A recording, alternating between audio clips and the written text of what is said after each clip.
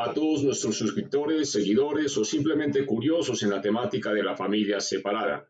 Queremos seguir presentando contenidos de calidad y que sean de buen uso para los problemas de familias separadas.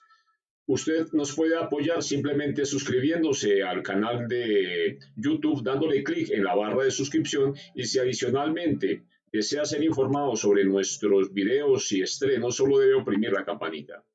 Efectivamente, este año nos han regalado unas muy buenas herramientas en nuestra tarea de defender los derechos de la familia y de nuestros menores en ambiente de familia separada.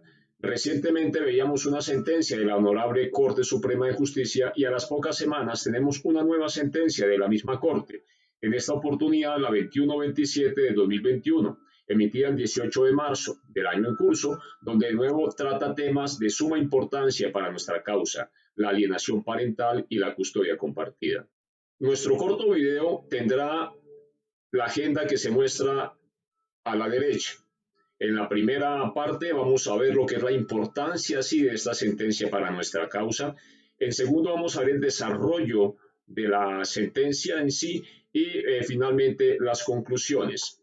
La importancia de esta sentencia está en que conjuga dos de nuestros ejes temáticos: la alienación parental, que aquí se denomina instrumentalización, y la custodia compartida, lo que demuestra que están íntimamente ligadas estos dos temas a la problemática de la familia separada, como un fenómeno que requiere de la atención no solo de las ciencias jurídicas, psicológicas y psiquiátricas, sino que de los entes de primer orden dentro de las ramas del poder de nuestro Estado, como en esta oportunidad con decoro, profundidad lo ha hecho la Honorable Corte Suprema de Justicia. Nosotros no nos alcanzamos a imaginar las tragedias humanas que existen detrás de cada nombre ficticio, de las siluetas de los eventos sueltos que se alcanzan a percibir en el texto de la sentencia, de los sufrimientos mudos de la menor ante el conflicto de los seres que más ama, sus propios padres. Por todo esto es que el resultado de este padre nos sirve en nuestro camino, le sirve a nuestra causa, a la causa de miles y miles de padres, madres e hijos que, como en este caso, luchan por la justicia en sus familias y que los hábitos tradicionales evolucionen hacia la realidad que a nosotros nos ha tocado vivir, la realidad de las familias separadas. Acometemos entonces la revisión de la tutela en tres grandes partes que se divide, o en tres grandes capítulos: los antecedentes, las consideraciones y la decisión. La recomendación, simplemente de pragmatismo, normalmente es revisar los documentos jurídicos como esta tutela o como esta sentencia. Al contrario, comenzar con la decisión, donde está el resuelve, seguir por las consideraciones y finalmente por los antecedentes, teniendo en cuenta que el resuelve nos habilita a saber si efectivamente es un documento, una tutela, una sentencia que interese a nuestra causa, y las consideraciones es realmente el extracto en sí jurídico, donde en este caso la Honorable Corte Suprema de Justicia ha hablado temas muy importantes, definiciones trascendentales en lo que es la instrumentalización para nosotros, alienación parental, y también en el caso de la custodia compartida. La sentencia STC 2127 del 2021 fue emitida el 18 de marzo, como bien la anotábamos antes. Responde a la impugnación de tutela que interpuso padre al no estar de acuerdo con la sentencia del Juzgado Séptimo de Familia de Bucaramanga y que la Sala Civil de Familia del Tribunal Superior del Distrito Judicial de Bucaramanga no le concedió el amparo solicitado de tutela. El accionante invoca los derechos de su menor hija a la familia y a la protección contra los malos tratos y a no ser separada de su padre, que quebranta la autoridad judicial en los fallos previos. El padre refiere la modificación de la custodia de su menor hija fundado en los incumplimientos y vulneración de los derechos que ha realizado la madre de la menor sobre el cuidado, la violación del régimen de visitas decretado previamente por el Juzgado Sexto de Familia en Bucaramanga en sentencia del 2018 y que también hubo de ser reconocido por la misma Alta Corte Suprema de Justicia en el año 2019. El 4 de agosto, el juzgado accionado decidió modificar la custodia, pero curiosamente disponiendo que en adelante sería compartida entre ambos progenitores, pero el cuidado personal estaría a cargo de la demandada.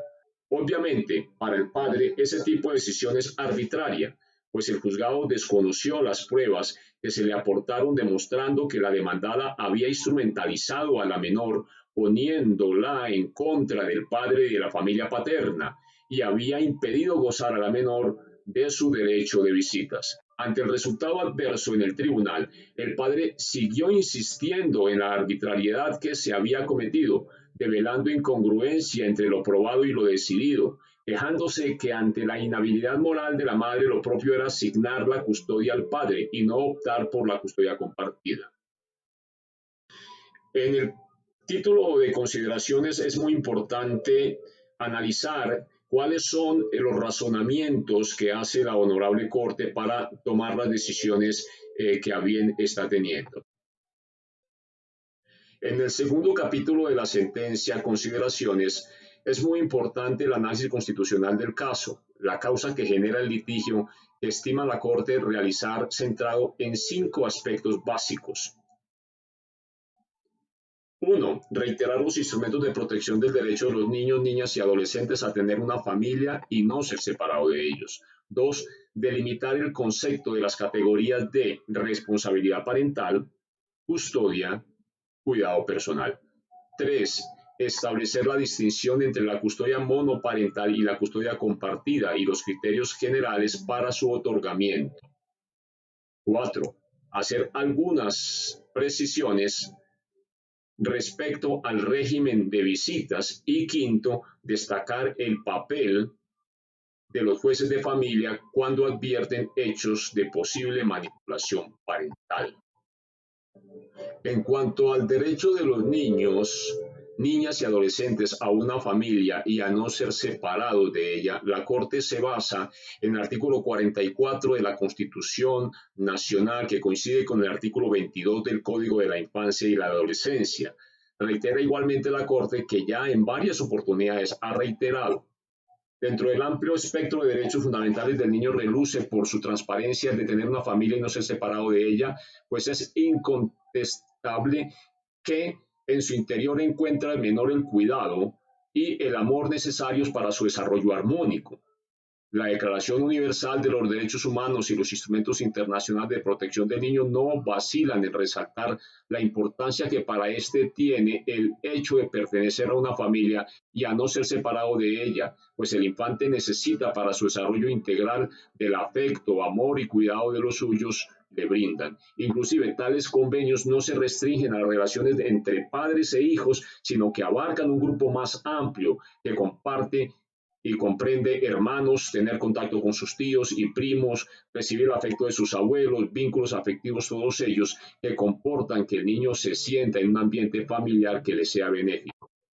Sobre la responsabilidad parental, custodia y cuidado personal, la Corte anota que con la ruptura del vínculo afectivo entre los padres se tiene el deber de garantizar el mantenimiento de las relaciones paterno-filiales, lo que protege el derecho de los menores a tener una familia y no ser separados de ella, lo que repercute directamente en su formación integral, desarrollo cognitivo, emocional y social. Define la Corte que la responsabilidad parental es una condición necesaria e independiente de la custodia y que la custodia es un complemento de la potestad parental que implica la obligación de los padres a la orientación, cuidado, acompañamiento y crianza de los menores durante el proceso de formación.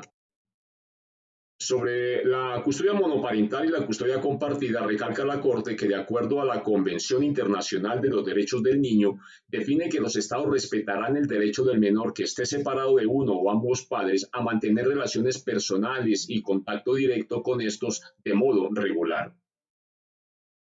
Cita la Corte a la Corte Constitucional, que dice: la ruptura de la convivencia diaria dada por las circunstancias de que los padres ya no viven juntos, hace necesario adoptar una decisión sobre el lugar de residencia del niño, que debe tomarse y justificarse con la base del interés superior del niño. Esta decisión debería ser tomada por los padres, pero a falta de acuerdo entre ellos, le corresponde intervenir al Estado para tomarla. La finalidad de la custodia y el cuidado personal de los hijos no emancipados implica una responsabilidad permanente en el tiempo del padre con el que vive el menor, mientras que la finalidad del régimen de visitas es generar un mayor acercamiento entre el padre e hijo para que esa relación no se desnaturalice.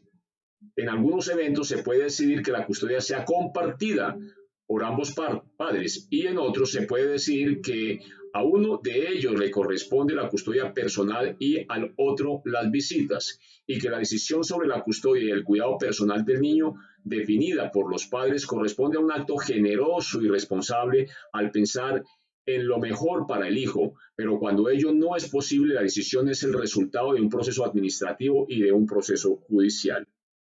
Más adelante, la Corte Suprema de nuevo se refiere a la sentencia T-397 del 2004, donde la Corte Constitucional redefinió los criterios jurídicos generales a los que debe acudirse para adoptar cualquier decisión en materia de custodia, los cuales han de ser analizados por los funcionarios judiciales o las autoridades administrativas con independencia de que se estudie la viabilidad de otorgar la custodia bajo la modalidad monoparental o compartida. Interesante también la perspectiva de género, que indica la Corte Suprema debe tenerse en cuenta en aras de trascender hacia una sociedad más equitativa e incluyente. Y a continuación indica, ello implica que las decisiones de las autoridades administrativas y de los funcionarios judiciales en materia de custodia deben estar desprovistas de prejuicios, generalizaciones o estereotipos de género que conduzcan a tratamientos discriminatorios del padre o de la madre, por cuanto ambos gozan de igualdad de derechos, pueden desempeñar en forma idónea su rol materno o paterno. Sobre el régimen de visitas en la custodia monoparental y compartida, describe la Corte Suprema que la custodia monoparental está intrínsecamente ligada al derecho de visitas. También define la Corte Suprema que la prerrogativa a tener una familia al no ser separado de ella es propia de menores de edad. El derecho de visita se predica respecto de los progenitores que no detentan la custodia.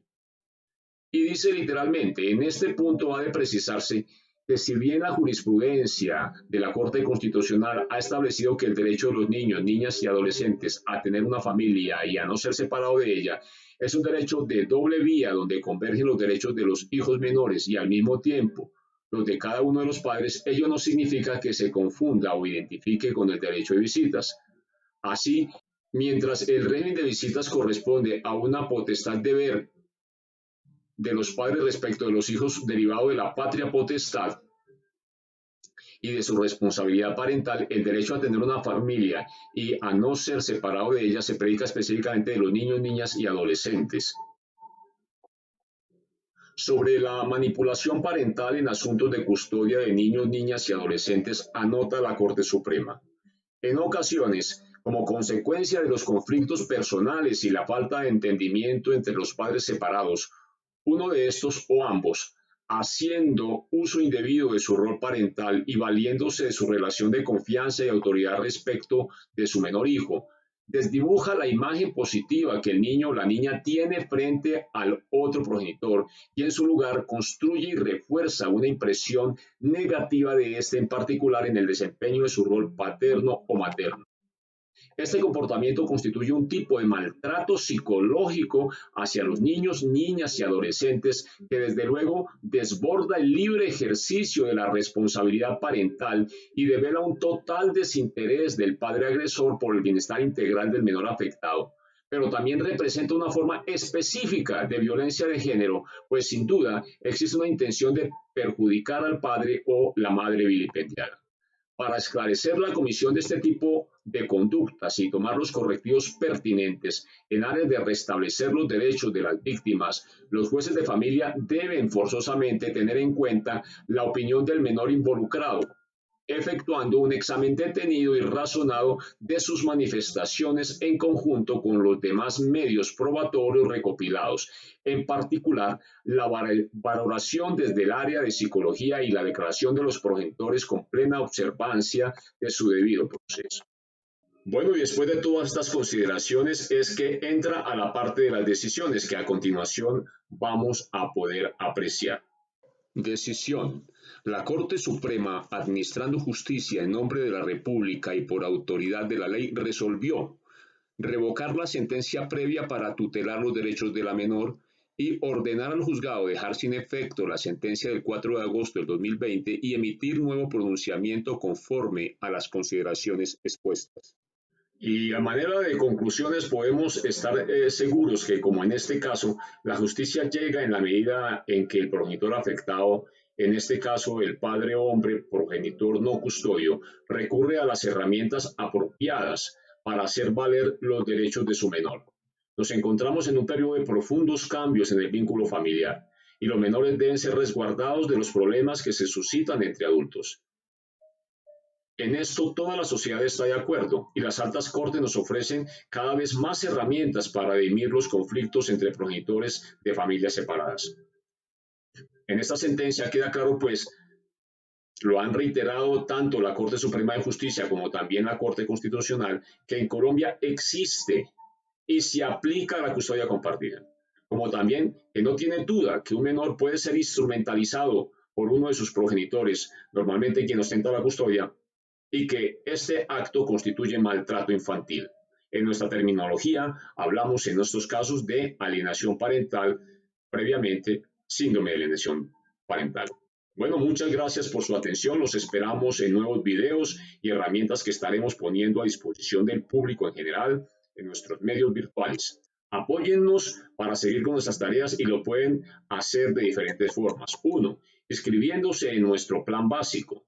2. Contratando nuestros servicios jurídicos de psicología o de psicología forense. 3. Suscribiéndose a nuestro canal de YouTube. 3. Inscribiéndose en nuestro plan general. No tiene costo.